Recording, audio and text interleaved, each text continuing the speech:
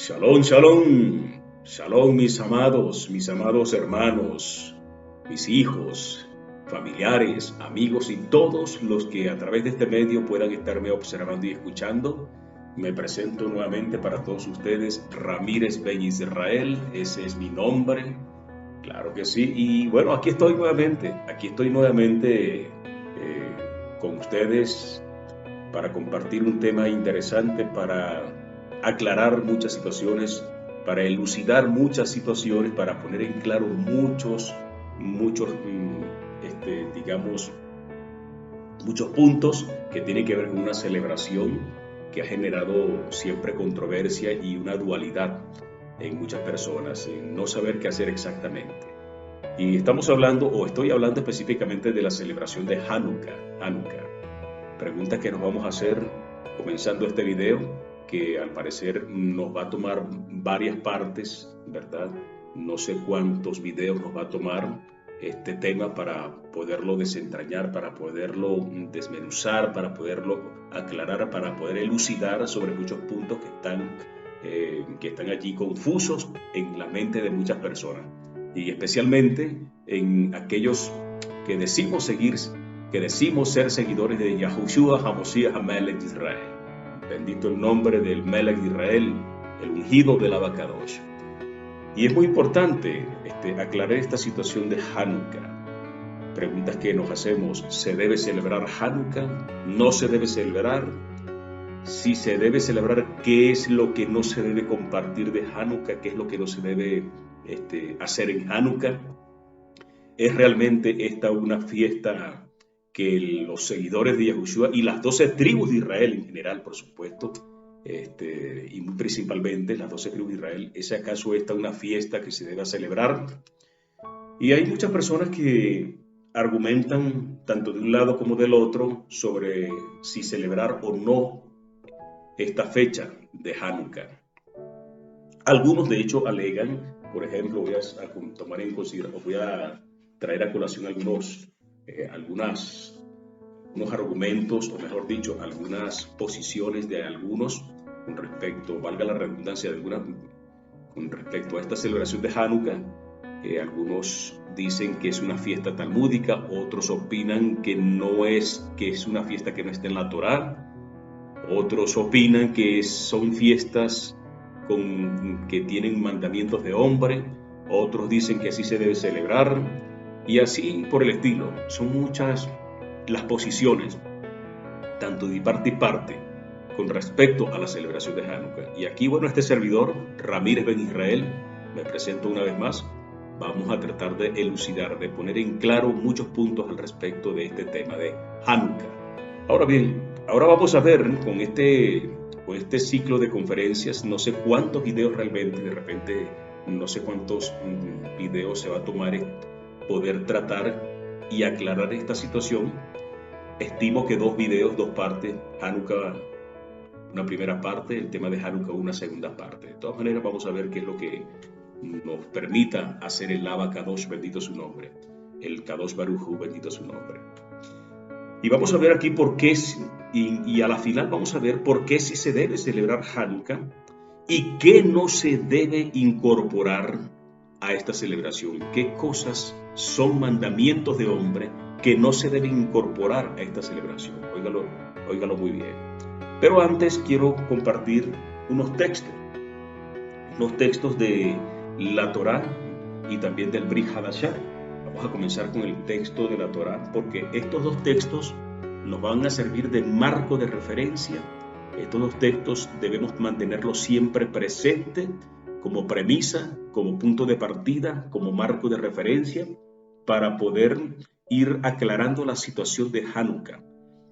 Con respecto a qué es Hanukkah, con respecto a si se debe celebrar o no, y con respecto de llegarse a celebrar Hanukkah, ¿qué es lo que no debemos incorporar a esa festividad de Hanukkah?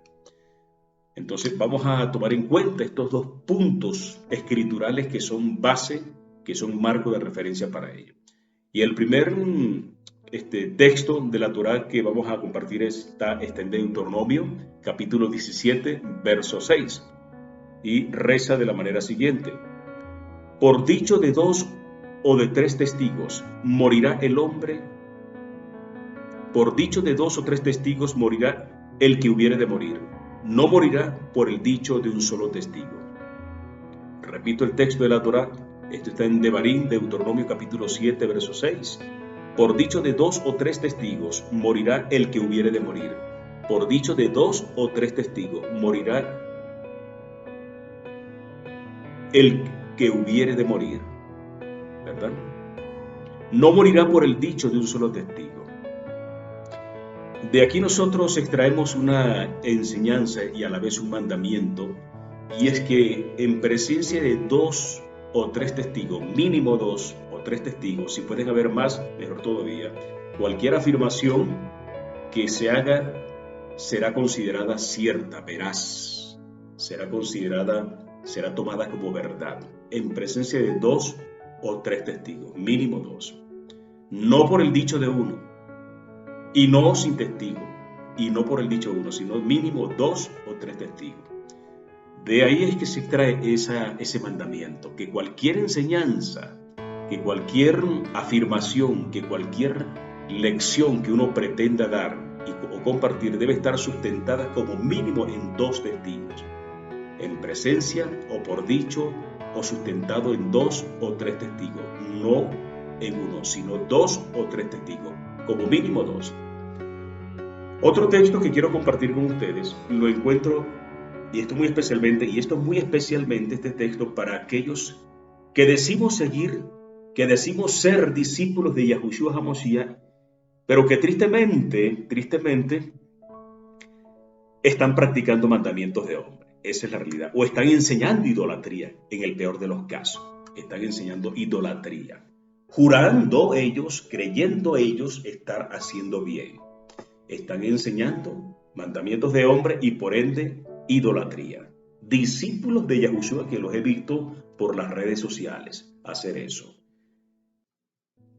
Vamos a asumir en el mejor de los casos que es por desconocimiento, que no lo hacen con la mala intención. No creo que lo hagan con mala intención, sino producto del desconocimiento. Y el desconocimiento es producto de no investigar, de no estudiar, de tragar entero, de repetir lo que ven hacer a los demás, a las mayorías. Eso es tristemente una mentalidad de borrego, y yo siempre me he caracterizado por oponerme a ese tipo de comportamiento. ¿Cuál es el texto del Brit Hadashah, del pacto renovado mal llamado Nuevo Testamento? Lo encontramos en Mateo capítulo 15, verso 12 en adelante. Dice así: entonces acercándose los talmidín le dicen: ¿supiste que los perushim, los fariseos, se ofendieron cuando oyeron esta explicación que diste de la Torá? Le dicen eso, le comentan eso los discípulos de Yahushua a Yahushua HaMashiach. Y Yahushua respondiendo dijo, versículo 13: toda interpretación de la Torá que no haya sido revelada por mi Padre Celestial será declarada legalmente inválida y por consiguiente será desarraigada finalmente de Israel. Dejadlos, son ciegos, guías de ciego, y si un ciego guía a otro ciego, ambos caerán en el hoyo. Esta es una afirmación que hace mi rey, el ungido del Abacadosh, el ungido del Kadosh Baruj Hu, Yahushua HaMashiach, donde él considera a los fariseos, a la escuela farisea, ciegos guías de ciego. Y la realidad histórica, de manera retrospectiva, es que el judaísmo rabínico desciende de la escuela farisea. El judaísmo rabínico, que es el judaísmo que el mundo, óigalo bien, dije el mundo, no el creador, que el mundo reconoce como el judaísmo oficial. El mundo, no el creador. Y el judaísmo rabínico está fundamentado en los Talmuds, tanto el de Babli como el de Jerusalén, el de Babilonia como el de Jerusalén. Y los Talmuds, que son comentarios de comentaristas, valga la expresión y la redundancia, algo jocosa, muy cierto. Los Talmuds a su vez se fundamentan en la Mishnah de Akiva. Y la Mishnah de Akiva no es más que la interpretación personal de Akiva, el que era de alguna manera, de alguna forma era, y no nací porque no había nacido, no había presidente, sino el que llevaba la batuta del Sanedrín para aquel entonces, en el año 130 aproximadamente de nuestra era común. Y Akiva, quise decir, Akiva, a su vez, pertenece o perteneció a la escuela farisea, esta escuela a la cual Yahushua se está refiriendo justamente. Así que lo acabo de dar en síntesis de manera retrospectiva el origen del judaísmo rabínico de hoy en día. De manera que los discípulos de Yahushua, después que Yahushua enfrenta a la escuela de Shammai, a los discípulos de Shammai, que son discípulos de la escuela farisea, ¿verdad? Los enfrenta, los confronta y les da una explicación precisa y contundente y irrefutable de una porción de la Torá. Esos fariseos se van molestos con Yahushua, y entonces los discípulos de Yahushua se le acercan, ¿verdad? Y le dicen: ¿supiste que los fariseos se ofendieron cuando oyeron esta explicación que diste de la Torá? Yahushua respondiendo dijo: toda interpretación de la Torá que no haya sido revelada por mi Padre Celestial será declarada legalmente inválida y por consiguiente será desarraigada de Israel. Dejadlos, son ciegos, guías de ciegos. Y el judaísmo rabínico actual son descendientes de estos ciegos, guías de ciegos. Son hijos de estos ciegos, guías de ciegos. Esa es la realidad histórica, no me lo estoy inventando. Si usted no me cree, le invito y le dejo la tarea que vaya usted y lo averigüe entonces. Tan sencillo como eso. Se lo digo yo, bueno, que soy, mi fuerte es la historia. Mi fuerte es la historia porque soy de hecho graduado en esa área. Ahora bien, mis amados, continúo por acá. Tomando como premisa estos dos puntos, tanto el texto de la Torá de Deuteronomio capítulo 17, verso 6, y el del Brit Hadashah, pacto renovado, mal llamado Nuevo Testamento, que está en capítulo 15 de Mateo, en Mateo capítulo 15, versos 12 al 14, podemos dar ahora inicio a la disertación y elucidación del tema de Hanukkah, para contestar o para ver qué hay de veraz en todas estas afirmaciones. Algunos dicen que no celebran Hanukkah porque es una fiesta talmúdica. ¿Será cierto eso? Otros dicen que no la celebran porque no es una fiesta que esté en la Torá. Eso es muy cierto, no es una fiesta que esté en la Torá. En eso estamos claros, eso yo no lo discuto. Otros dicen que son fiestas productos de mandamientos de hombre. Vamos a ver qué hay de cierto en eso. Lo cierto es que aquí con estos videos vamos a tratar de desentrañar, a elucidar, vamos a elucidar, vamos a aclarar de manera definitiva y contundente qué es lo que de Hanukkah debemos tomar en consideración y qué no debemos incorporar a ese evento histórico que experimentamos nosotros en el pasado como nación yaudí que somos.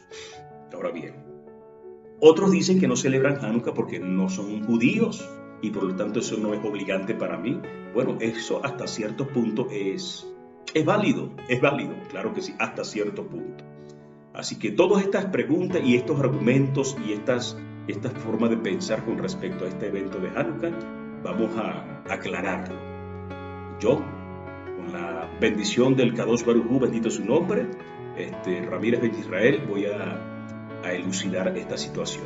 ¿De acuerdo? Ahora bien, mis amados, algunos de los argumentos que solemos utilizar, algunas personas, sobre todo del bando de los que decimos ser discípulos de Yahushua, y algunos de los argumentos que suelen utilizar para estas personas para no celebrar este evento histórico es que Hanukkah no se puede celebrar porque no es una fiesta que está en la Torá. No es una fiesta que esté reflejada en el Vayikra, Levítico capítulo 23. Allí en Levítico capítulo 23 usted y yo vamos a poder darnos cuenta de cuáles son todas las fiestas ordenadas por el Kadosh Baruj Hu, bendito su nombre, por el Abba Yahuwah, bendito su nombre. Y no aparece Hanukkah en Levíticos Vayikra, Levíticos 23 no aparece Hanukkah. Aparece en todas las fiestas principales, empezando por la principal de todas, la primera de todas, el Shabbat semanal. El Shabbat semanal que está en Levíticos 23, verso 3, capítulo 23, versículo 13 en adelante, que es la primera de todas las festividades.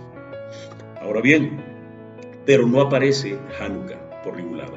Y eso es lógico, porque Hanukkah es un evento histórico que ocurrió muchos siglos después, aproximadamente como en el siglo III antes de Yahushua. De hecho, Hanukkah no aparece en el Tanaj. ¿Por qué? Porque cuando en los eventos de Hanukkah se suceden, ya el Tanaj había sido escrito, ya el Antiguo Testamento, entre comillas, que no es el mal llamado Antiguo Testamento, ¿verdad? El Tanaj ya había sido escrito. No así con el caso de los eventos que ocurrieron con la reina Esther, ¿verdad? En los eventos de Purim, que sí aparece en el Tanaj porque estaba en pleno proceso escritural el Tanaj. Pero Hanukkah no, Hanukkah ocurrió cuando ya el Tanaj había sido escrito y ocurrió antes de Yahushua, es decir, aproximadamente en el siglo III. Ahora bien, si el argumento que utilizan algunos que dicen ser seguidores de Yahushua es que la celebración de Hanukkah no se debe practicar porque no es una fiesta torática, a pesar de que Hanukkah no aparece en la Torá, es una celebración que conmemora la lucha por la sobrevivencia de la Torá. En síntesis, a pesar de que Hanukkah no es una celebración, no es una fiesta que aparece en la Torá, se trata de Torá, porque es una celebración, es un evento donde se celebra la lucha por preservar la Torá, esa que usted estudia, que usted tiene allí en su mano. De no ser por los eventos de Hanukkah, usted no tendría Torá en su mano. Eso que le quede claro. Por lo tanto, a pesar, repito, de que no es una fiesta torática, trata de Torá, tiene que ver con Torá, la lucha por la Torá, por preservar la Torá. De manera que si yo voy a tomar como argumento de que como no aparece en la Torá, por lo tanto no la voy a celebrar, entonces tampoco deberíamos celebrar los ayunos que mencionan los profetas como Secarriaja, como los ayunos que mencionan los profetas como Zacarías, ¿verdad?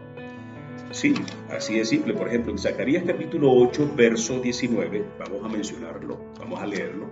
Vayamos a Zacarías capítulo 8, lo tenemos aquí a la mano y lo comparto contigo nomás aquí. En Zacarías capítulo 8, versículo 19, leo de la manera siguiente. El profeta Secarriaja o Zacarías dice: así ha dicho Yahuwah de los ejércitos, el ayuno del cuarto mes, el ayuno del quinto, el ayuno del cuarto mes, el ayuno del quinto, el ayuno del séptimo y el ayuno del décimo mes se convertirán para la casa de Yahudá, en gozo y alegría, y en festividades, y en festivas solemnidades. Amad pues la verdad y la paz. Te lo voy a repetir. Zacarías capítulo 8, versículo 19, verso 19. Así ha dicho Yahuwah de los ejércitos: el ayuno del cuarto mes, el ayuno del quinto, el ayuno del séptimo y el ayuno del décimo se convertirán para la casa de Yahudá en gozo y alegría, y en festivas solemnidades. Amad pues la verdad y la paz. ¿Qué tiene que ver esto con Hanukkah? Directamente no tiene nada que ver. Pero si analizamos la situación y le ponemos la lupa a la situación, ¿verdad?, nos vamos a dar cuenta que Hanukkah se debe celebrar. ¿Por qué?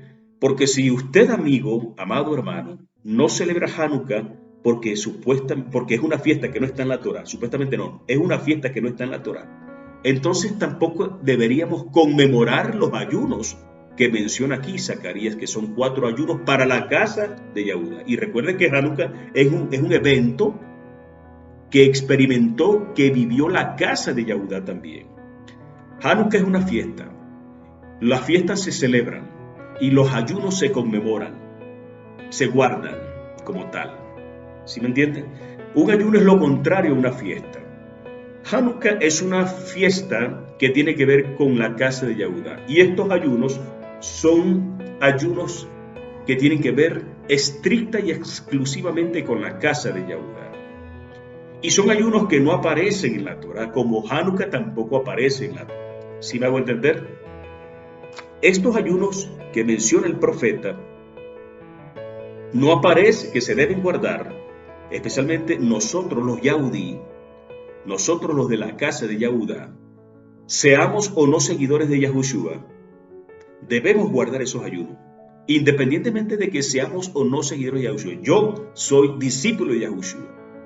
Y como discípulo de Yahushua, yo debo obedecer lo que dicen los profetas de verdad, como el profeta Zacarías, donde me está allí anunciando sobre estos ayunos que no aparecen en la Torah, que tienen que ver con momentos históricos de la casa de Yahudá. De la misma manera como Hanukkah tiene que ver con un evento histórico de la casa de Yahudá y que celebra el triunfo de nosotros los Yahudí sobre los griegos que intentaban destruir y hacer desaparecer la Torá, esa que usted estudia por allí.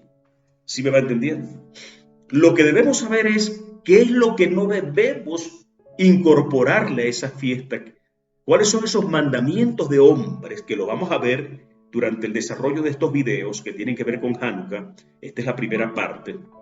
Lo que tenemos nosotros, los verdaderos discípulos de Yahushua, es no practicar mandamientos de hombre. Dicho en otra forma, dicho en otras palabras, lo que usted y yo tenemos que ver es ponerle la lupa cuáles son esos mandamientos de hombre que le han incorporado a esta fiesta nacional, que a pesar de no estar en la Torah, como tampoco lo están estos ayunos que menciona el profeta aquí y que la casa de Yahudá celebra, ¿verdad?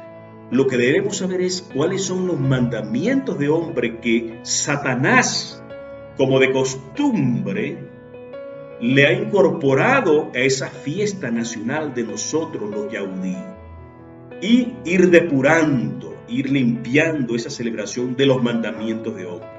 Y esos mandamientos de hombre los vamos a ir mencionando y los vamos a ir identificando. Vamos a ir identificando cuáles son esos mandamientos de hombre para irlos eliminando, porque así nos los ordena nuestro maestro y rey de Israel, Yahushua HaMashiach HaMelech de Israel.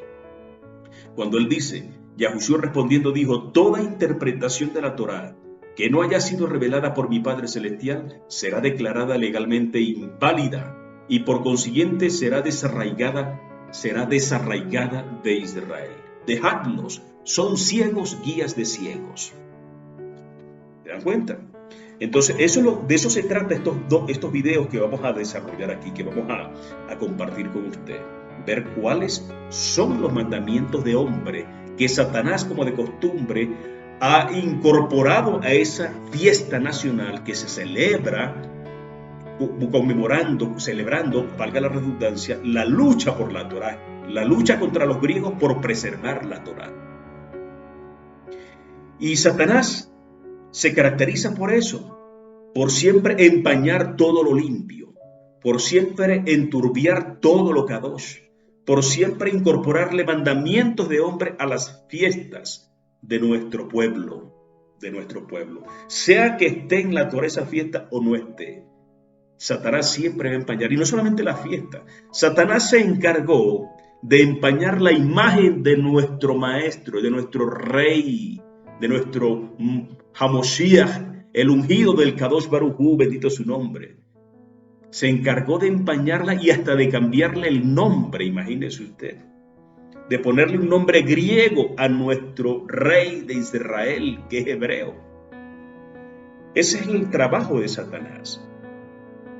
Y con Hanukkah no iba a ser la excepción. Con Hanukkah también hizo lo mismo, empañar la fiesta de Hanukkah, incorporándole mandamientos de hombre que los vamos a ir, que voy a ir identificándole a usted cuáles son algunos de esos mandamientos de hombre que usted tiene que eliminar de esa fiesta de Hanukkah, porque si no, usted estará actuando como borrego, es decir, repitiendo como loro, haciendo las cosas solo porque ve a la mayoría hacerlas.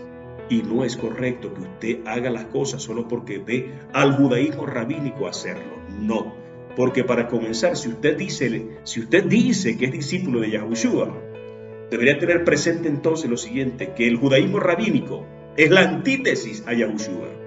Y usted tiene que definirse, o es discípulo de la escuela rabínica, del judaísmo rabínico, o es discípulo de la escuela de Yahushua HaMashiach, que son dos escuelas totalmente opuestas una de la otra. Tanto así que Yahushua le dice a ellos, dejadlos, son ciegos, guías de ciegos. Y si un ciego guía a otro ciego, ambos caerán en el hoyo. Es importante, pero sin embargo, vez tras vez, veo supuestos discípulos de Yahushua practicando mandamientos de hombre, enseñando idolatría, creyendo estar haciendo las cosas bien. Continuamos aquí. Entonces, los ayunos que el profeta Zacarías en el capítulo 8, verso 19 menciona, son ayunos que no aparecen en la Torá. Sin embargo, él allí nos hace la observación de que son ayunos que tenemos que celebrar, que tenemos que conmemorar, que guardar, quise decir. Y repito el texto de Zacarías capítulo 8, verso 19. Así ha dicho Yahuwah de los ejércitos, el ayuno del cuarto mes, el ayuno del quinto mes, el ayuno del séptimo mes y el ayuno del décimo se convertirán para la casa de Yahudá, en gozo y alegría y en festivas solemnidades. Se convertirán, dejarán de ser días de ayuno y se van a convertir en días de fiesta para la casa de Yahudá. ¿Se da cuenta? Son ayunos que no están en la Torá. Sin embargo, el profeta allí está diciendo que dejarán de ser ayunos cuando llegue el momento, en el mundo por venir, se convertirán esos días de ayunos que guardamos nosotros, la casa de Yahudá, se convertirán en días de festividad, en días de alegría. Ya no guardaremos ayunos, sino que celebraremos esos días más bien. Se convertirán, no es que dejarán de ser, se convertirán, óigalo bien. El profeta en ningún momento está diciendo que esos ayunos van a dejar de ser, no. Lo que está diciendo ya es que esos ayunos se van a convertir en días de alegría en el mundo por venir. Y son ayunos que no están en la Torá, imagínese usted. Así como Hanukkah no está tampoco en la Torá. ¿Cuáles son esos ayunos? Bueno, para aquellos que no lo sepan, voy a compartir esa información también. ¿Cuáles son esos ayunos? Bueno, el ayuno del cuarto mes es el que se celebra el día 17 del cuarto mes, al cual llaman Tamuz. Lo digo para efectos de enseñanza porque es el nombre de una deidad. Y para nosotros está prohibido por la Torá mencionarlos, inclusive mencionar nombres de deidades.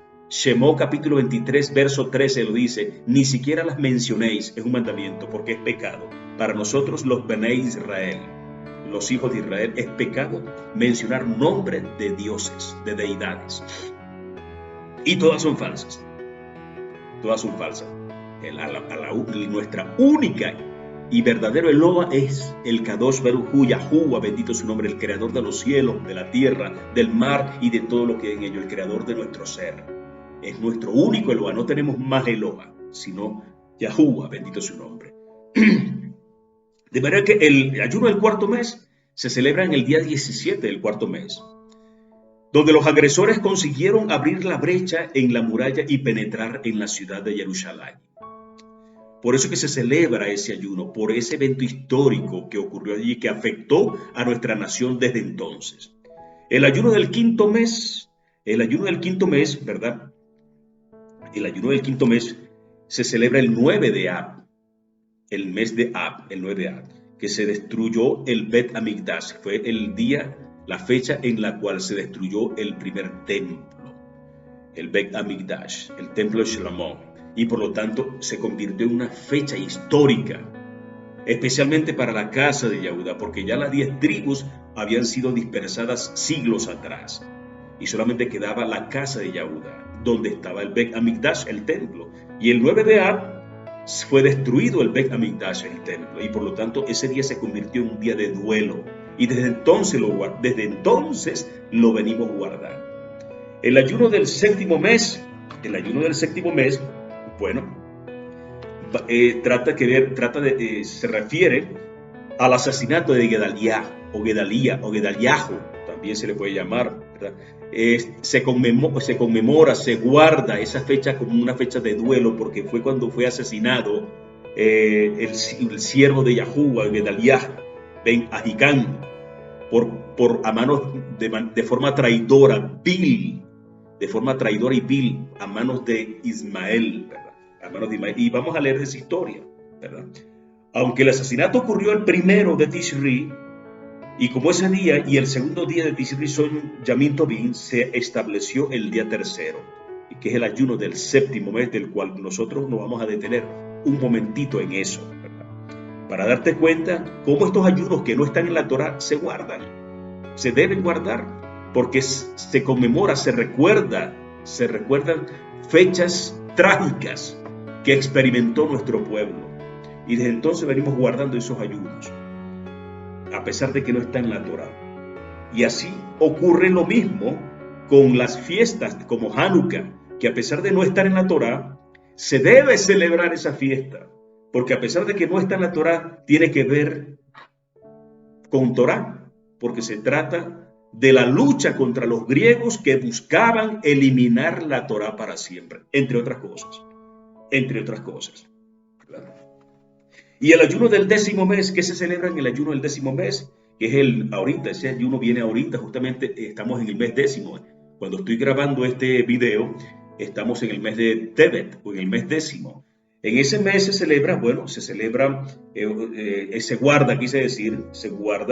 está registrado en Ezequiel capítulo 24, verso 1 al 2, fue palabra, dice el profeta Ezequiel, Yehezkel, fue palabra de Yahuwah a mí en el año 9, en el mes 10º, en el día 10 del mes, diciendo, hijo de hombre, hijo de persona, escribe para ti la fecha de hoy, de este mismo día, pues ha sitiado el rey de Babel a Jerusalén en este mismo día. Eso es lo que se guarda allí. Y de paso es Yahuwah quien le está diciendo, le está dando la orden. Dice, hijo de persona, escribe para ti la fecha de hoy, de este mismo día, pues ha sitiado el rey de Babilonia, de Babel, a Jerusalén en este mismo día. Y justamente estamos en el mes 10º. Estamos en el mes de Tebet, ¿verdad? Y dentro de unos días, justamente el 13 de diciembre, a la puesta de sol, comienza el día 10, el día 10 de Tebet, ¿verdad? Y el 10 de Tebet, en el año 588 antes de Moshiach, el rey Nabucodonosor sitió la ciudad de Jerusalén por un lapso de 3 años. Él mismo terminó al destruir, ese sitiamiento terminó al destruir su muralla el 9 del cuarto mes. Por ello fue fijado el 10 de Tebet como ayuno para todos en general y se conoce como Azarat Betebet. Ese día de ayuno se conoce como Azarat Betebet. Azarat Betebet es un ayuno de 12 horas, te lo informo, aprovecho y te lo informo, es un ayuno de 12 horas que comienza a las 6 de la mañana y termina a las 6 de la tarde. Eso es lo que se acostumbra. Lo cierto del caso es que el 13 de diciembre de este mes 10º, el mes de Tebet, a la puesta de sol del 13 de diciembre, comienza el ayuno como tal. Algunos guardan 12 horas, otros guardamos las 24 horas completas. Lo cierto es que se conmemora, se guarda, a pesar de no estar en la Torah, ¿te das cuenta? Vamos, por ejemplo, a Ezequiel, vamos, por ejemplo, a Jeremías, quise decir, y vamos a leer un poquito acerca del ayuno del 7º mes. ¿Cómo se originó ese ayuno? ¿A qué se debe ese ayuno? Ya te lo dije por allí, se trata del asesinato, un traidor, porque fue traicionado, el siervo de Yahuwah, Gedaliah, por Ismael. Fue asesinado a manos de Ismael. No Ismael el hijo de de Abraham Avinu, no. Estoy hablando de otro Ismael, que es lo que vamos a leer ahorita. Ese texto histórico lo vamos a encontrar en Jeremías.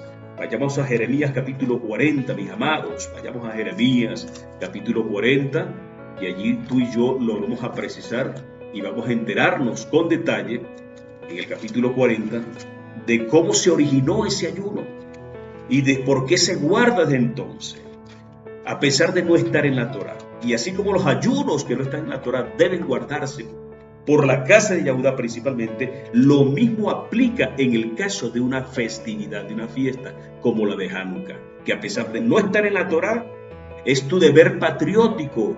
Tú si eres Yahudí, tú si eres de la casa de Yahudá, es tu deber patriótico con la nación Yahudí celebrarlo. Lo que no debes hacer es practicar mandamientos de hombre en esa celebración, y de eso vamos a hablar también más adelante. No sé si en esta primera parte o en la segunda parte de esta conferencia sobre Hanukkah, ¿sí? En Jeremías, Yirmiyahu capítulo 40, verso 5, vamos a leer detenidamente, pausadamente, para que vayas entendiendo cómo fue que se originó el ayuno del séptimo mes.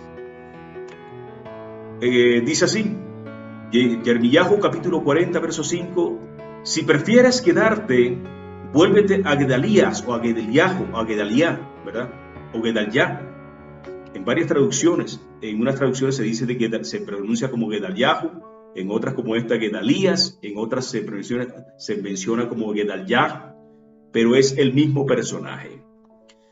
Si prefieres quedarte, vuélvete a Gedaliah, hijo de Ahikam, hijo de Safán, al cual el rey de Babilonia, Nabucodonosor, ha puesto sobre todas las ciudades de Yahudá, y vive con él. Aquí le están hablando a Yirmiyahu, que se quede con Gedalías, y vive con él en medio del pueblo, o vea donde te parezca más cómodo ir. Y le dijo el capitán de la guardia, y le dio el capitán de la guardia provisiones y un presente, y le despidió. Se fue entonces Jeremías a Gedalías o a Gedaliah, hijo de Ahikam, a Mizpa, y habitó con él en medio del pueblo que había quedado en la tierra. Ya el Bet Hamikdash había sido destruido, la ciudad de Jerusalén había sido arrasada, el mayor número de Yahudí habían sido llevados cautivos a Babilonia, y solo el rey Nabucodonosor permitió que se quedaran en Jerusalén un grupito mínimo de Yahudí, de judíos, entre comillas, entre ellos los indigentes, los que no tenían ningún tipo de posesiones, gente pobre. Les permitió, junto con otros, quedarse para que la tierra de Jerusalén no se quedara totalmente despoblada. Y entonces Nabucodonosor, estoy haciendo un pequeño prólogo, recuento para ponerte en contexto. Entonces Nabucodonosor, el rey de Babilonia, manda a uno de sus capitanes para que libere a Jeremías, y le diga a Jeremías que si quiere ir a Babilonia que se vaya, o si se quiere quedar con Gedalías que se quede para que esté allí en Jerusalén, o que vaya donde mejor le parezca, que él tome su decisión, que el rey de Babilonia, Nabucodonosor, le hace ese ofrecimiento a Jeremías, al profeta Jeremías, que vaya a donde mejor le parezca. Si se quiere quedar en Jerusalén, que se quede con Gedalías allí, ¿verdad? Y todo esto. Entonces, el profeta Jeremías, ¿verdad? Se fue entonces con Gedalías a Ahikam, hijo de Ahikam, a Mizpa, y habitó con él en medio del pueblo que había quedado en la tierra. Verso 7. Cuando todos los jefes del ejército que estaban por el campo, que estaban huyendo del ejército de Jerusalén, los que quedaban, ¿verdad? Cuando todos los jefes del ejército que estaban por el campo, ellos y sus hombres, oyeron que el rey de Babilonia había puesto a Gedalías, hijo de Ahikam, para gobernar la tierra, y que le había encomendado los hombres y las mujeres y los niños y los pobres de la tierra, que no fueron transportados a Babilonia, vinieron luego a Gedalías o a Gedaliah en Mizpa. Esto es Ismael, hijo de Netanías, ese fue el que lo asesinó, Ismael, hijo de Netanías, Johanán y Johanatán, hijo de Carea, Seraías, hijo de Aumed, y los hijos de Efaí, netofatita, y Hasanía, hijo de un Maacateo, ellos y sus hombres. Y les juró Gedalías, hijo de Ahicam, hijo de Safán, a ellos y a sus hombres, diciendo: no tengáis temor de servir a los caldeos, habitad en la tierra y servid al rey de Babilonia, y os irá bien. Y aquí que yo habito en Mizpa, para estar delante de los caldeos que vendrán a nosotros, mas vosotros tomad el vino, los frutos del verano, y el aceite, y ponedlos en vuestros almacenes, y quedaos en vuestras ciudades que habéis tomado. Asimismo todos los judíos, asimismo todos los judíos que estaban en Moab, y entre los hijos de Amón y en Edom, y los que estaban en todas las tierras, cuando oyeron decir que el rey de Babilonia había dejado a algunos en Yahudá, y que había puesto sobre ellos a Gedaliah, hijo de Ahicam, hijo de Safán, todos estos judíos regresaron entonces de todos los lugares a donde habían sido echados, y vinieron a tierra de Yahudá, a Gedalías en Mizpa, y recogieron vino y en abundantes frutos. Y Johanán, hijo de Carea, y todos los príncipes de la gente de guerra que estaban en el campo vinieron a Gedalías en Mizpa, y le dijeron: ¿no sabéis que Baalis, rey de los hijos de Amón, ha enviado a Ismael, hijo de Netanías, para matarte? Mas Gedalías, hijo de Ahicam, no les creyó. Entonces Johanán, hijo de Carea, habló a Gedalías en secreto en Mizpa, diciendo: yo iré ahora y mataré a Ismael, hijo de Netanías, y ningún hombre lo sabrá, ¿por qué te ha de matar? Y todos los judíos que se han reunido en ti se dispersarán, y perecerá el resto de Judá. Pero Gedalías, hijo de Ahicam, dijo a Johanán, hijo de Carea: no hagas esto, porque es falso lo que tú dices de Ismael. O sea, Gedalías no le creyó. Capítulo 41, verso 1. Aconteció en el mes séptimo, aconteció en el mes séptimo que vino Ismael, hijo de Netanías, hijo de Elisama, de la descendencia real, y algunos príncipes del rey, y 10 hombres con él, a Gedalías, hijo de Ahicam, en Mizpa, y comieron pan juntos allí en Mizpa. Y se levantó Ismael, hijo de Netanías, y los 10 hombres que con él estaban, e hirieron a espada a Gedalías, a Gedaliah, hijo de Ahicam, hijo de Safán. Mataron así a aquel a quien el rey de Babilonia había puesto para gobernar la tierra. Asimismo Ismael mató a todos los judíos que estaban con Gedalías en Mizpa, y a los soldados caldeos que allí estaban. A partir de ese momento de la muerte de Gedalías o de Gedaliah a manos del traidor Ismael, nuestra nación yaudí guarda ese día, porque está a su vez asociado con la destrucción del Bet Amigdash, que acababa de ocurrir también unos días atrás. De manera que el 10 de Tebet, que justamente estamos en ese mes, en el año 588 el rey de Nabucodonosor sitió la ciudad de Jerusalén por un lapso de 3 años, ¿verdad? Entonces, eso fue lo que ocurrió allí. ¿Por qué se celebra el séptimo mes? ¿Por qué se celebra el ayuno del séptimo mes que se celebra en esa fecha? Esto es lo que dio origen a esa celebración, como te podrás dar cuenta allí. De manera que de esta forma puedo mostrarte, mi amado, que si Hanukkah, por ser una fiesta que no está en la Torá, no la voy a celebrar, entonces tampoco deberíamos guardar los ayunos que mandan los profetas que debemos guardar y que no están en la Torá.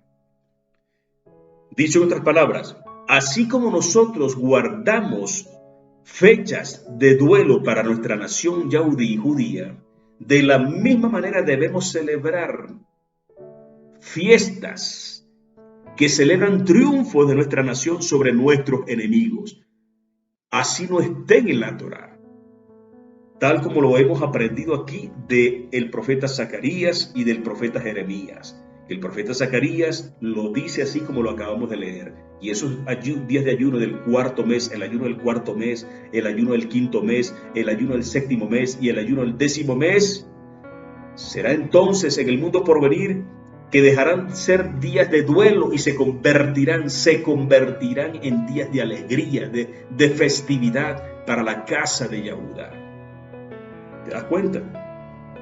Lo mismo sucede en el caso de Purim, con la diferencia de que Purim sí aparece en el Tanaj, cosa que Hanukkah no aparece en el Tanaj. Y la respuesta, la razón para esto es muy sencilla, porque cuando se dan los eventos de Purim, de lo de la reina Esther, el Tanaj no había sido escrito todavía como tal.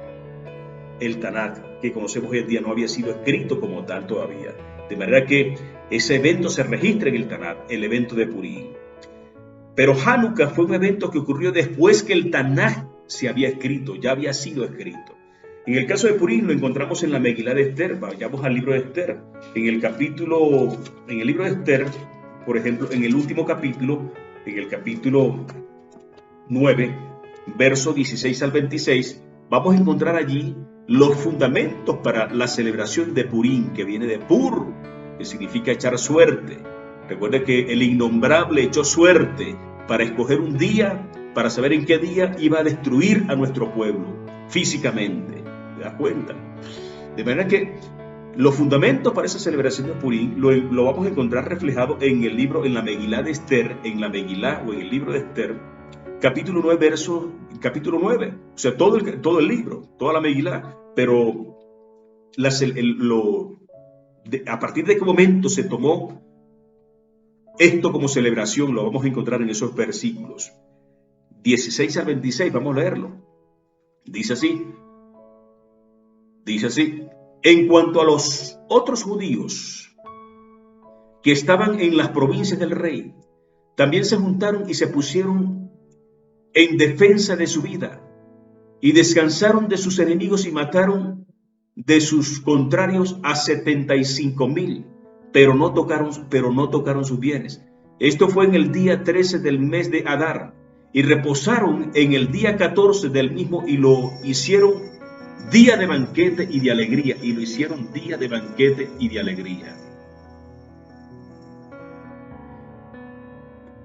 Verso 18, pero los yaudí que estaban en Susa se juntaron el día 13 y el 14 del mismo mes, y el 15 del mismo reposaron y lo hicieron días de banquete y de regocijo.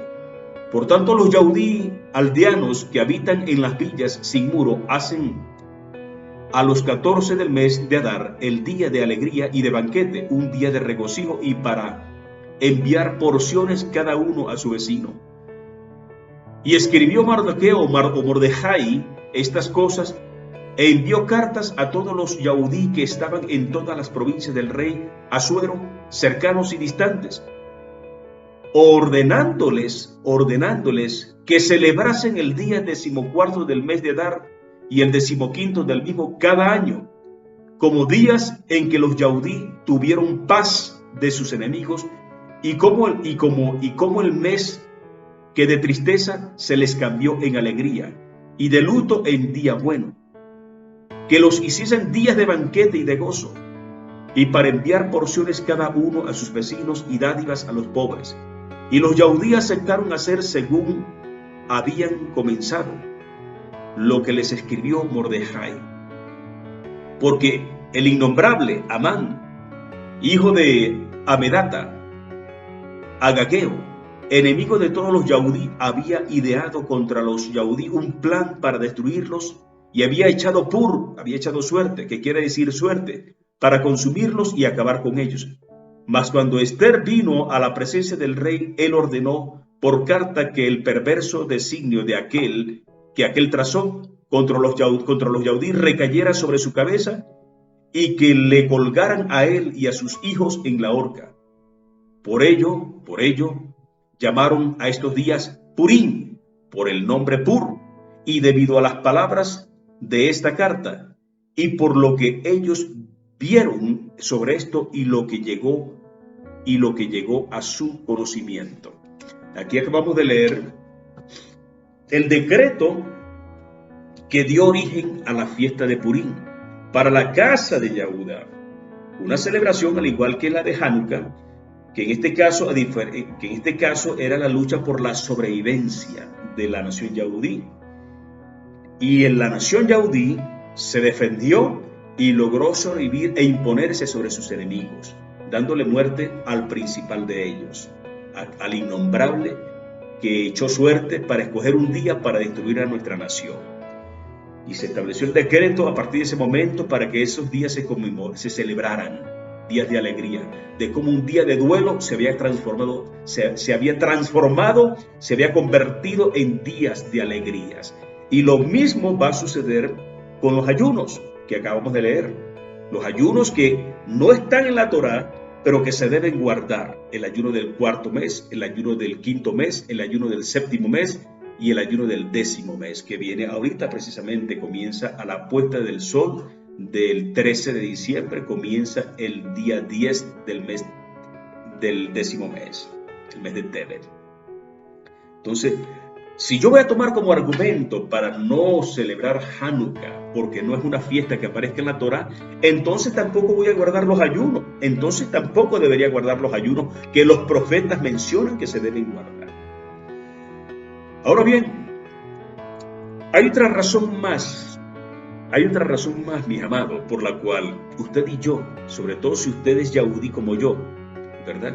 Sobre todo, principalmente, si usted es yaudí como yo, entre paréntesis judío, la palabra correcta es yaudí.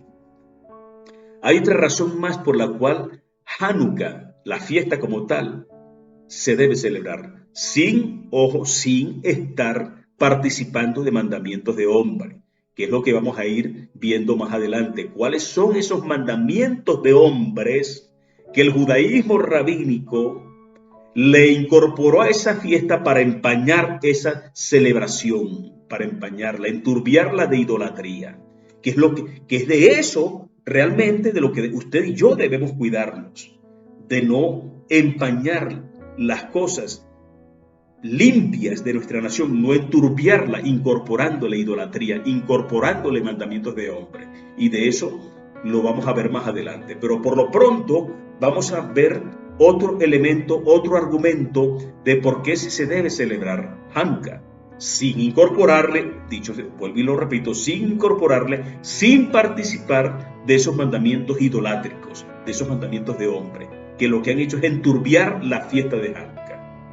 Ahora bien, otra razón más por la cual usted y yo tenemos que celebrar esa fiesta patriótica de nuestra casa de Yehudá es porque era una profecía, es porque ya había sido profetizado. Al profeta Daniel se le mostró por revelación los eventos de Hanukkah. ¿Se da cuenta? Es una razón muy fuerte por la cual usted y yo debemos celebrar Hanukkah también, sin practicar mandamientos de hombre. Vuelvo y lo repito, para que no vayan a decir por allí que Rabbi de Israel está enseñando mandamientos de hombre. No, yo estoy enseñando, basándome en la Torá, en la historia y los profetas, y con argumentos y testigos escriturales, estoy enseñando de que Hanukkah se debe celebrar. Lo que no se debe es incorporarle mandamientos de hombre que el judaísmo rabínico le incorporó a esa fiesta de nuestra casa, de nuestra nación yaudí.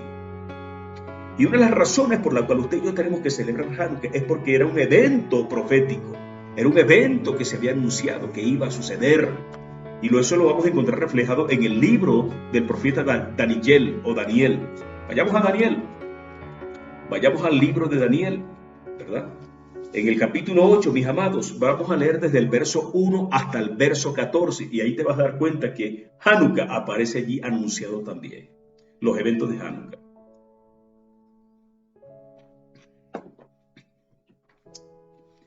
Leo, en el verso 1, Daniel capítulo 8, verso 1, dice así: en el año tercero del reinado del rey Belsasar, ya no estaba Nabucodonosor.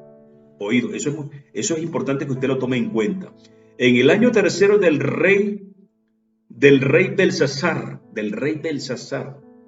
me apareció una visión a mí, Daniel, después de aquella que me había aparecido antes. Vi en visión, y cuando la vi, yo estaba en Susa, que es la capital del reino, en la provincia de Elán. Vi pues en visión estando junto al río Ulai. Alcé los ojos, Y miré, y he aquí un carnero que estaba delante del río, y tenía 2 cuernos. Vi un carnero que estaba, y he aquí un carnero que estaba delante del río, y tenía 2 cuernos. Y aunque los cuernos eran altos, uno era más alto que el otro. Y el más alto creció después. Vi que el carnero hería con los cuernos al poniente, al norte y al sur, y que ninguna bestia podía pasar delante de él, ni había quien escapase de su poder. Y hacía conforme a su voluntad y se engrandecía. Mientras yo consideraba esto, dice el profeta Daniel, mientras yo consideraba esto, he aquí un macho cabrío venía del lado del poniente sobre la faz de toda la tierra. Un macho cabrío venía del lado del poniente sobre la faz de toda la tierra sin tocar tierra. Y aquel macho cabrío tenía un cuerno notable entre sus ojos, y vino hasta el carnero de 2 cuernos, que yo había visto en la ribera del río, y corrió contra él con la furia de su fuerza. Y lo vi que llegó junto al carnero, y se levantó contra él, y lo hirió, y le quebró sus 2 cuernos, y el carnero no tenía fuerza para pararse delante de él. Lo derribó por tanto en tierra, y lo pisoteó, y no hubo quien librase al carnero de su poder. Y el macho cabrío, el que derribó el carnero de 2 cuernos, el macho cabrío se engrandeció sobremanera, pero cuando en su mayor fuerza aquel gran cuerno fue quebrado, y en su lugar salieron otros 4 cuernos notables hacia los 4 vientos del cielo. Y de uno de esos 4 cuernos, y de uno de ellos salió un cuerno pequeño, que creció mucho al sur y al oriente y hacia la tierra esplendorosa Israel, ¿verdad? Y hacia la tierra esplendorosa, y se engrandeció hasta el ejército del cielo, y parte del ejército y de las estrellas echó por tierra y las pisoteó. Aún se engrandeció contra el príncipe de los ejércitos, y por él fue quitado el continuo, y por ese cuerno pequeño fue quitado el continuo sacrificio, y el lugar de su santuario fue echado por tierra, y a causa de la prevaricación le fue entregado el ejército junto con el continuo sacrificio, y echó por tierra la verdad. Y recuerde que la Torá es verdad, Emet, y echó por tierra la Torá. Podría decirse tranquilamente, sin temor a adulterar absolutamente nada de la profecía. Echó por tierra la verdad, la Torá. Sigo leyendo aquí. E hizo cuanto quiso y prosperó. Entonces oí a un Kadoshín, entre comillas, un santo, que hablaba, y otro de los Kadoshines preguntó a aquel que hablaba: ¿hasta cuándo durará la visión del continuo sacrificio y la prevaricación asoladora, entregando el santuario y el ejército para ser pisoteados? Y él dijo: hasta 2300 tardes y mañanas, luego el santuario será purificado. Hasta 2300 tardes y mañanas, luego el santuario será purificado. Mis amados, una de las cosas interesantes de las profecías hebreas, en el caso de las profecías del profeta Daniel, de las visiones que él ve, de las visiones que a él se le permite apreciar, quise decir, observar, y se le revela allí los acontecimientos futuros y escatológicos también, es que al profeta Daniel en esta oportunidad se le presenta, se le muestra allí una parte de lo que él ya había visto en otra visión profética, solo que desde otra perspectiva, desde otro ángulo. El mismo evento profético, pero visto desde otro ángulo.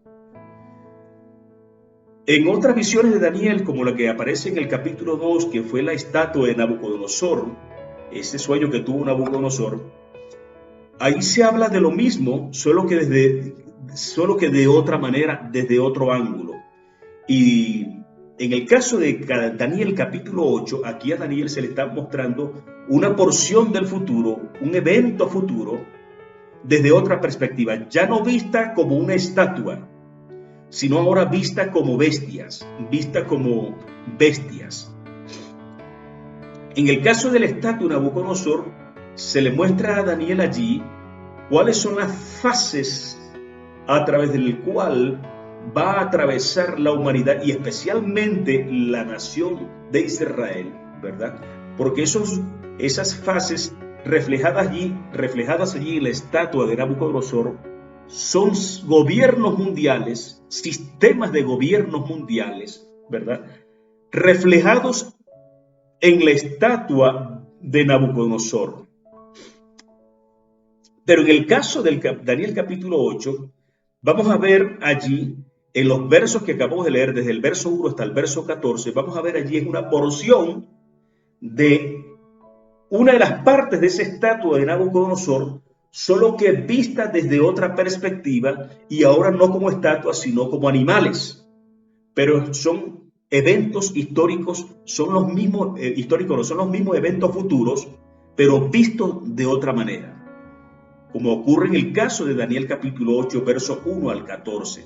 Allí se le está mostrando a Daniel una pequeña porción de lo que estaría por suceder en el futuro con la nación, con nuestro pueblo y específicamente, en este caso muy particular, con la casa de Yahudá, Porque los versos que acabamos de leer aquí me están hablando, entre otras cosas, en muchas cosas, me están hablando de muchas cosas, pero me están hablando muy especialmente de que el santuario, el Bet Hamikdash, sería echado por tierra, de que la Torah sería echada por tierra, de que habría prevaricación, de que el príncipe de los ejércitos, para los que conocemos de Torah, para los que conocemos de Emuná de Israel, para los que conocemos de profecía hebrea, sabemos perfectamente bien que príncipe, ¿verdad?, de los ejércitos es un título que aplica muy bien, muy bien puede aplicar para el sumo sacerdote.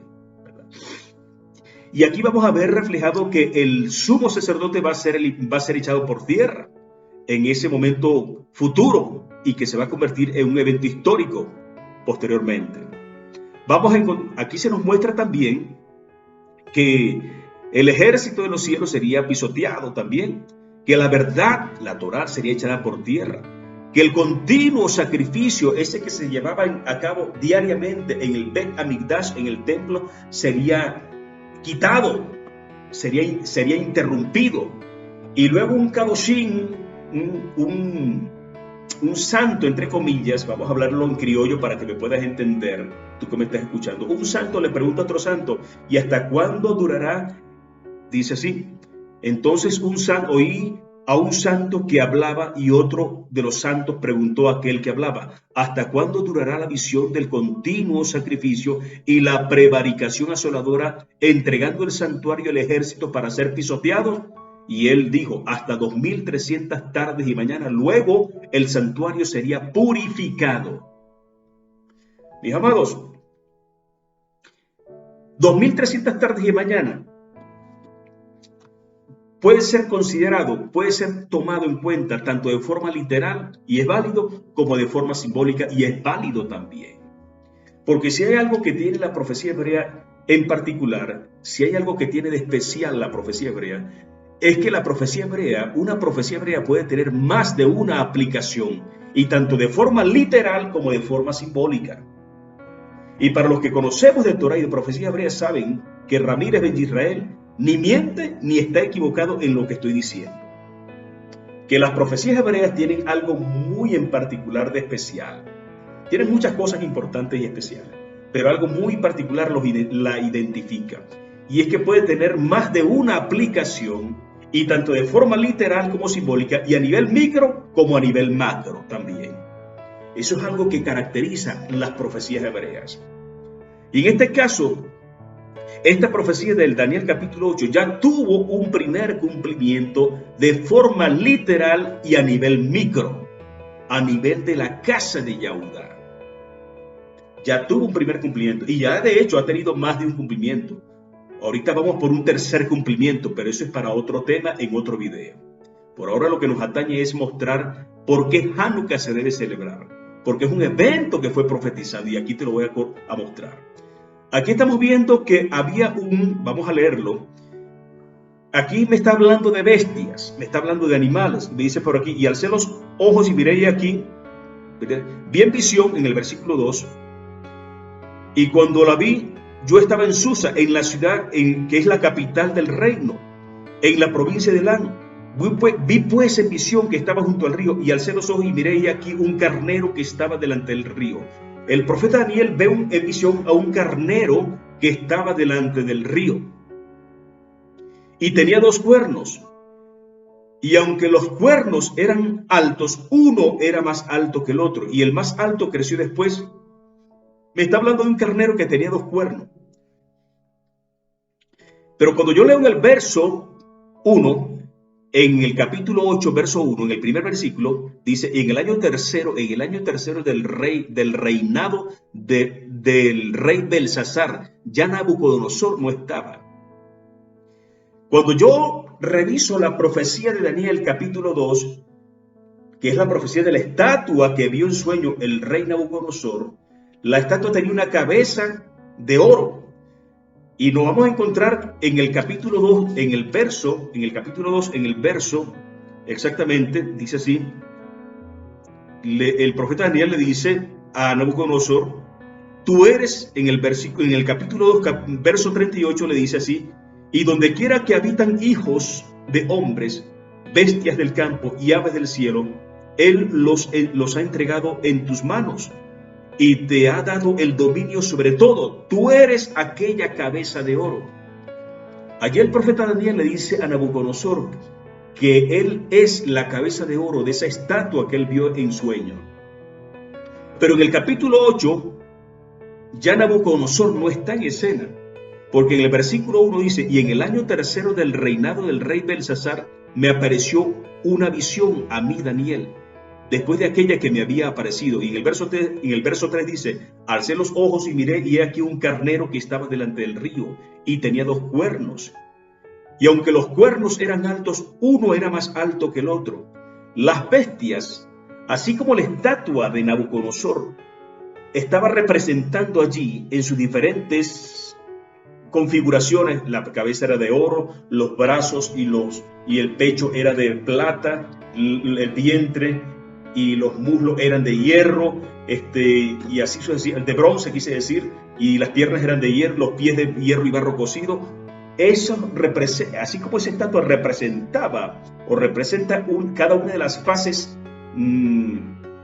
a través del cual la humanidad representa, digamos, los diferentes sistemas de gobierno, vamos a decirlo así, al cual la humanidad se va a ver sometida, y especialmente son sistemas de gobierno que van a afectar directamente a la nación de Israel. En este caso de Daniel capítulo 8, nos está hablando ahora de animales, que también son los mismos sistemas de gobierno, solo que ahora son presentados en forma de animales, de bestias. Un sistema de gobierno en profecía hebrea también se representa, se simboliza con bestias. Las bestias en profecía simbolizan sistemas de gobiernos, sistemas mundiales, sistemas de gobiernos mundiales, sistemas de gobiernos que van a imponerse sobre toda la humanidad, desde todo punto de vista, desde el punto de vista político, desde el punto de vista económico, desde el punto de vista cultural, desde el punto de vista educativo, desde el punto de vista inclusive religioso, ideológicos. Son sistemas de gobierno que las bestias en profecía hebreas son sistemas de gobierno que van a controlar, por decirlo de alguna manera, todos los ámbitos de la sociedad mundial, todas las esferas de la sociedad mundial.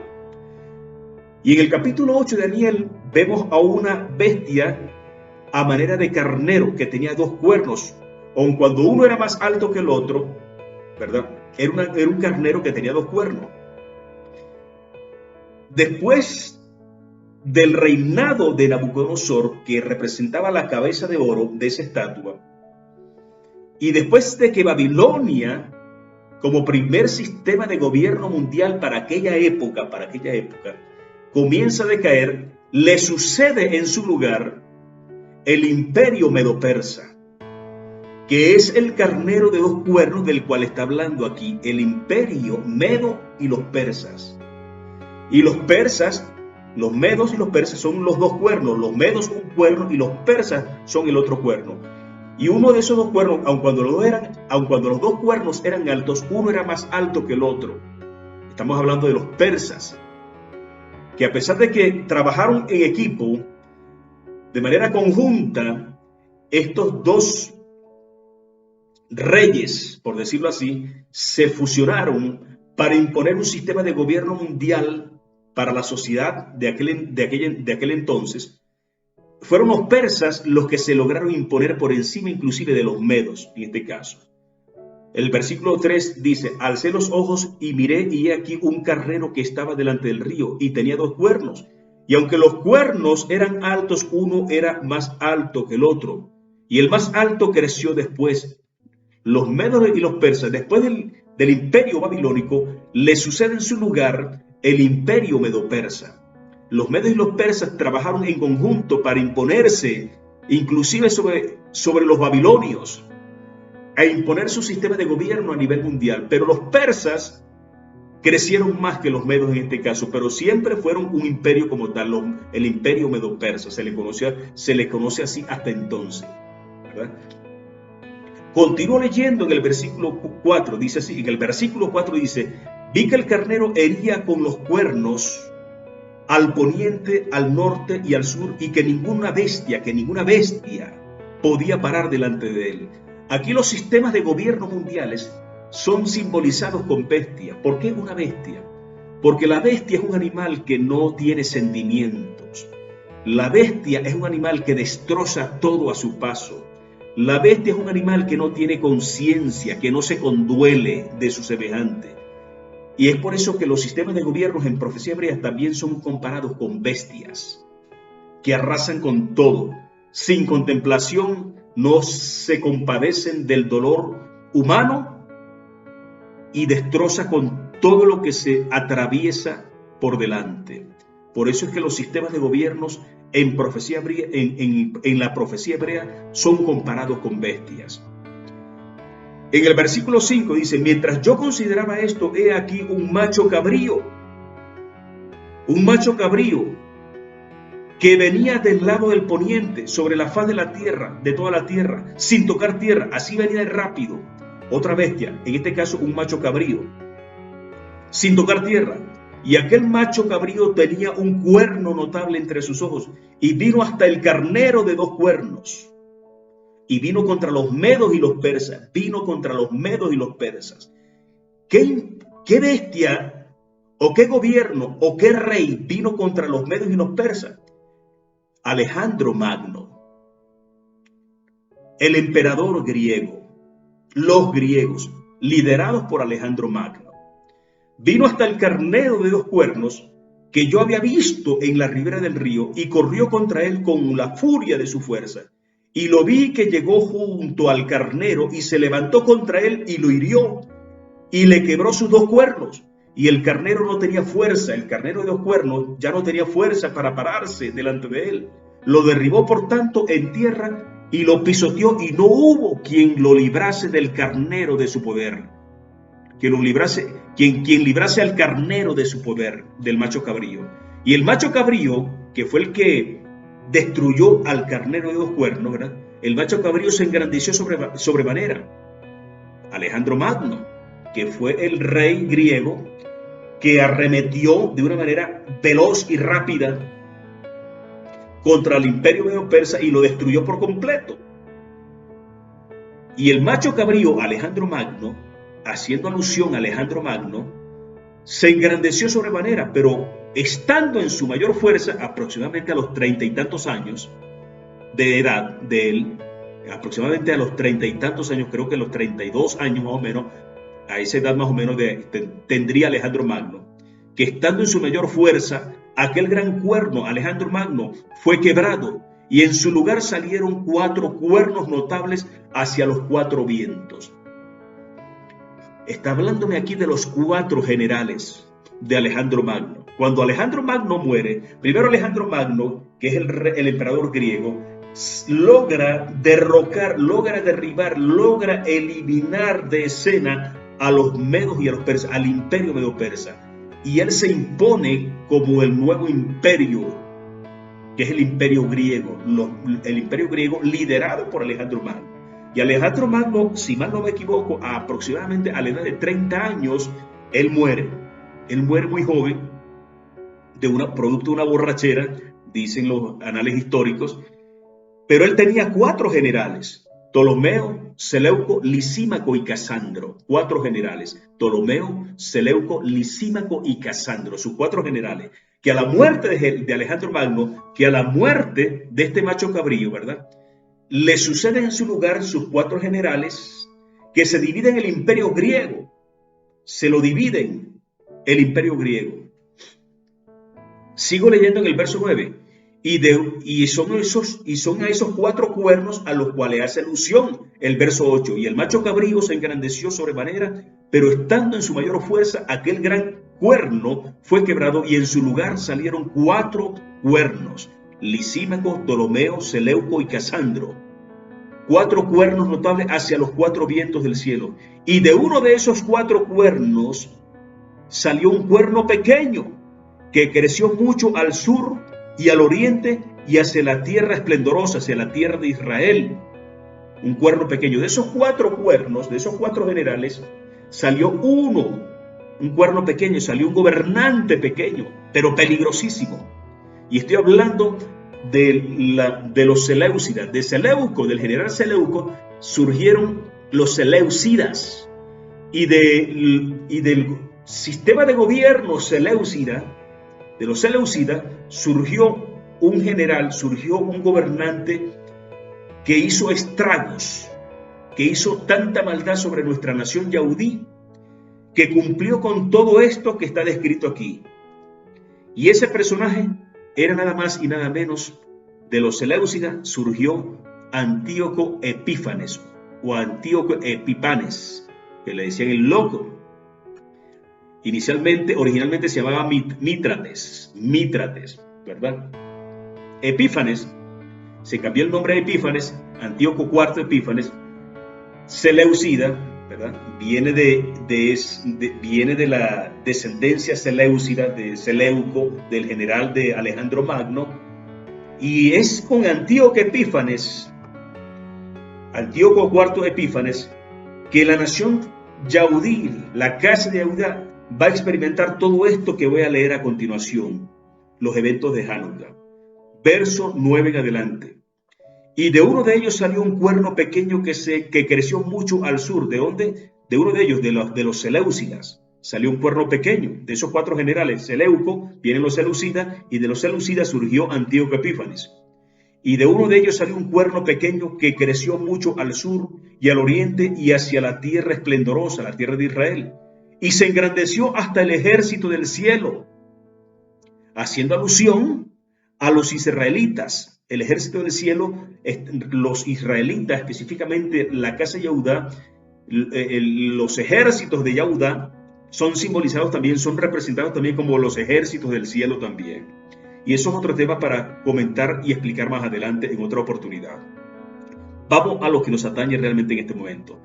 Y se engrandeció, verso 10. Estoy leyendo Daniel capítulo 8, verso 10. Y se engrandeció hasta el ejército del cielo, y parte del ejército y de las estrellas echó por tierra. Los sabios de la Torá son considerados estrellas, luminarias. Y las pisoteó.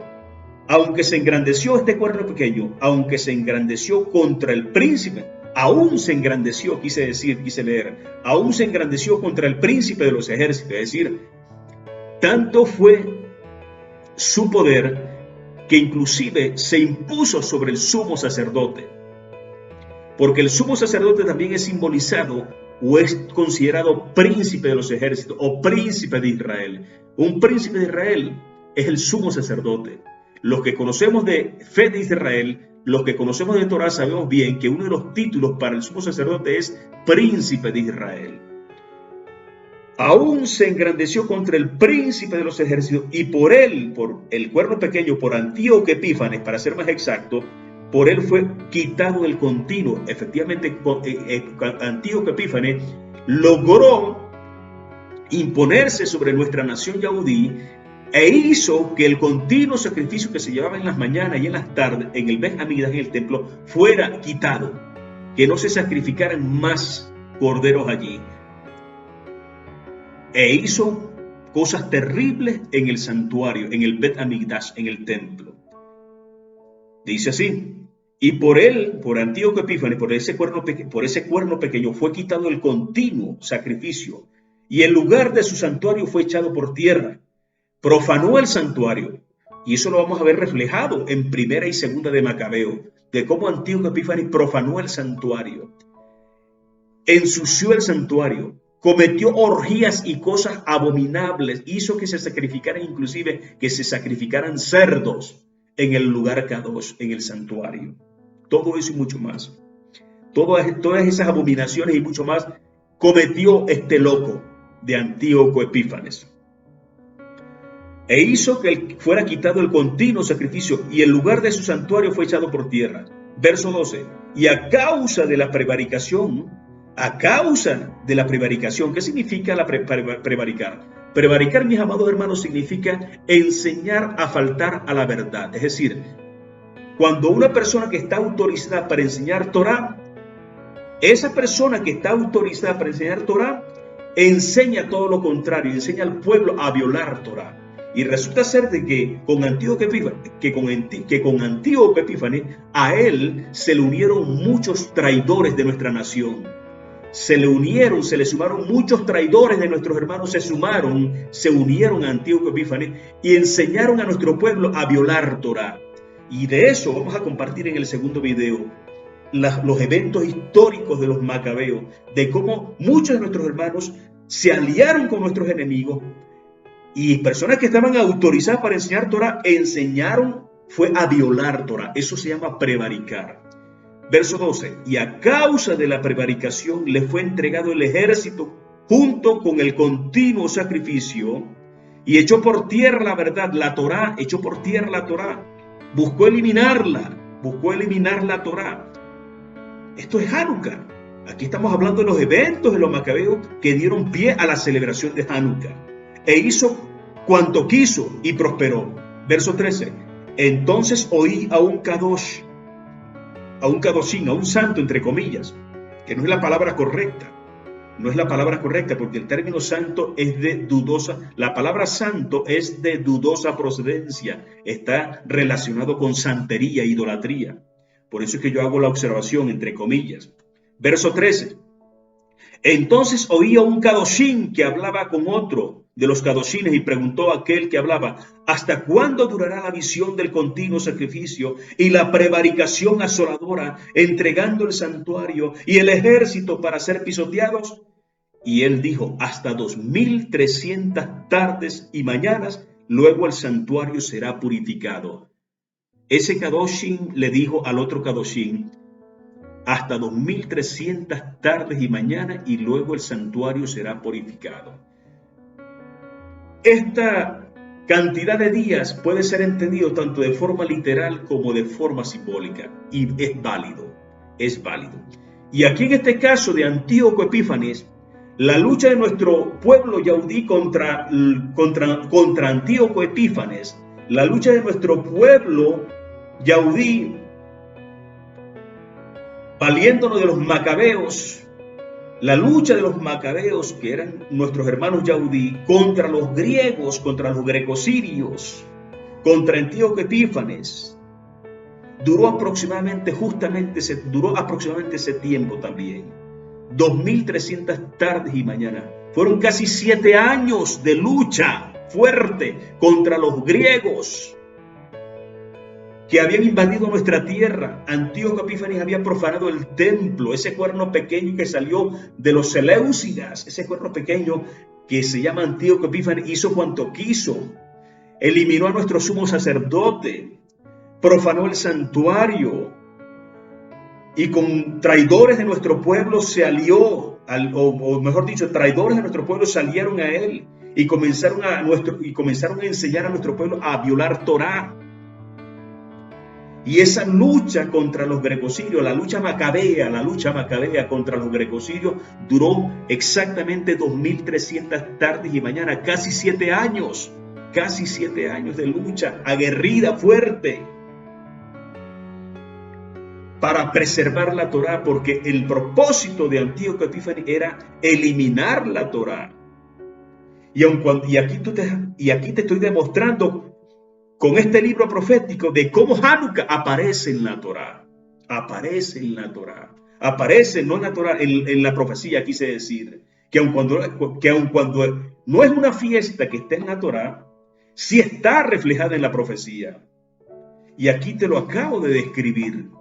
Un evento profético que ya tuvo un primer cumplimiento y lo tuvo con los macabeos y Antíoco Epífanes, que es lo que dio pie a la celebración de Hanukkah. ¿Y qué es Hanukkah? Hanukkah es el triunfo de los macabeos, de nuestro pueblo yaudí, de nuestra nación yaudí, nuestro triunfo de poder de haber logrado sacar a los griegos de nuestra tierra, de haber podido vencer a Antíoco Epífanes, eliminar. El Todopoderoso eliminó a Antíoco Epífanes por todas las abominaciones. Y una de las cosas abominables que hizo Antíoco Epífanes fue echar por tierra el santuario, echar por tierra la verdad, quitar el continuo sacrificio.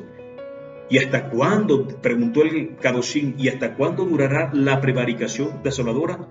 Y entonces, verso 13, entonces oí a un Kadosh que hablaba con otro de los Kadoshines, y preguntó a aquel que hablaba: ¿hasta cuándo durará la visión del continuo sacrificio y la prevaricación asoladora, entregando el santuario, el Bet Amikdash y el ejército para ser pisoteado? Y él dijo: hasta 2300 tardes y mañana, y luego el santuario sería purificado. ¿Te das cuenta, mis amados? Y hablando de purificar, eso es Hanukkah. Porque la palabra Hanukkah, para concluir esta primera parte, mi amado, la palabra Hanukkah viene de la palabra hebrea Hanaj. La palabra Hanukkah viene de la palabra hebrea Hanaj, y eso tú lo puedes conseguir y corroborar en Strong, en la concordancia de Strong, referencia 2596H. Y significa Hanaj, que es una raíz prima, significa dedicar, instruir, disciplinar, entrenar, una palabra prima. De Hanaj se deriva la palabra hebrea Hanukkah, y eso tú lo puedes corroborar en la referencia 2597H. Hanukkah viene de Hanaj, y Hanaj significa dedicar, significa instruir. Y como Hanukkah viene de Hanaj, vuelvo y lo repito, tú lo puedes corroborar en la referencia de Strong 2597H. Y Hanukkah significa dedicación, consagración. Ahora es interesante, por ejemplo, ¿dónde podemos ver reflejado eso? Eso lo podemos ver reflejado, voy a buscarte dos citas. Eso lo podemos ubicar en Números, cómo se emplea el término Hanaj o Hanukkah. En Números, por ejemplo, 7, 10 al 11. Leemos allí. En Números 7, 10 al 11, leemos lo siguiente. Y los príncipes trajeron ofrendas para la dedicación, para Hanukkah. La palabra hebrea que hay allí para dedicación es Hanukkah. Y los príncipes trajeron ofrendas para Hanukkah del altar el día en que fue ungido, ofreciendo a los príncipes su ofrenda delante del altar. Y Yahuwah dijo a Moshe: ofrecerán su ofrenda un príncipe un día y otro príncipe otro día para la Hanukkah del altar, para la Hanukkah, para la dedicación del altar. Otro texto que me llama poderosamente la atención, donde se emplea el término Hanaj, que significa instruir, por ejemplo.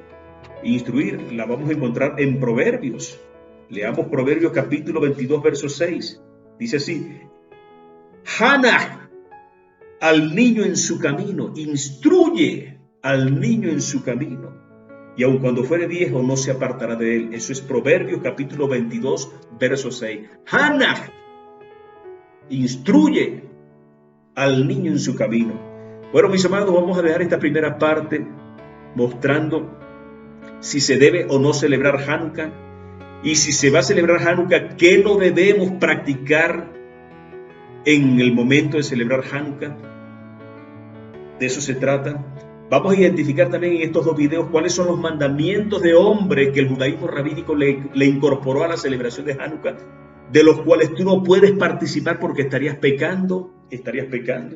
Todo esto y mucho más lo vamos a ver en una segunda parte de este ciclo de conferencias sobre el tema de la celebración de Hanukkah. Por lo pronto, me despido de ustedes y les invito a la segunda parte sobre el tema de Hanukkah. ¿Se debe o no celebrar Hanukkah? Es la pregunta y es lo que estamos respondiendo a través de estos videos. Shalom, shalom, me despido.